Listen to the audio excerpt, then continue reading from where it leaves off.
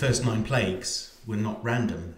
There seems to be good evidence that they were grouped into bunches of 3, and that a lot of the plagues were directly contradicting some of the Egyptian gods.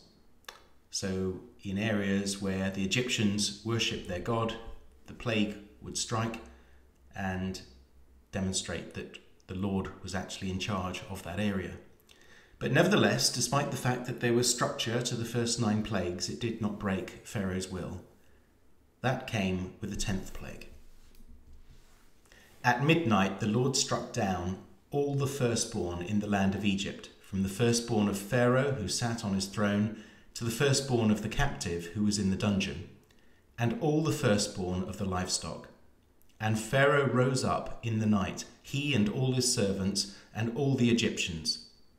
And there was a great cry in Egypt, for there was not a house where someone was not dead.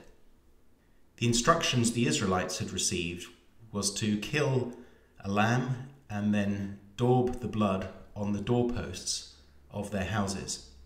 That night the angel of death passed over the houses of the Israelites, because the angel saw that a sacrifice had already taken place. Judgment had already fallen on that household, and judgment cannot strike twice. But of course, with the Egyptians, there had been no such sacrifice, and therefore they took the full wrath of God upon them. One thing that makes the 10th plague so interesting is that it is universal in nature. It isn't just on the Egyptians, it's actually on the Israelites as well. The reason why the Israelites are spared is because they've already sacrificed. Clearly, this points us to the cross. Judgment will fall on everyone, but those in Christ, where there has been a sacrifice already, will be spared the judgment, because blood has already been shed on our behalf.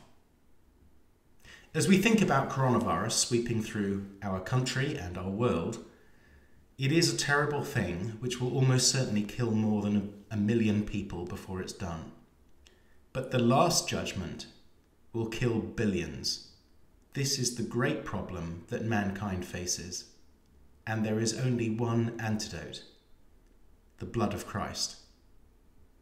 We must keep praying for our nation, that although this problem we're in at the moment is severe, it is small compared with the one coming up.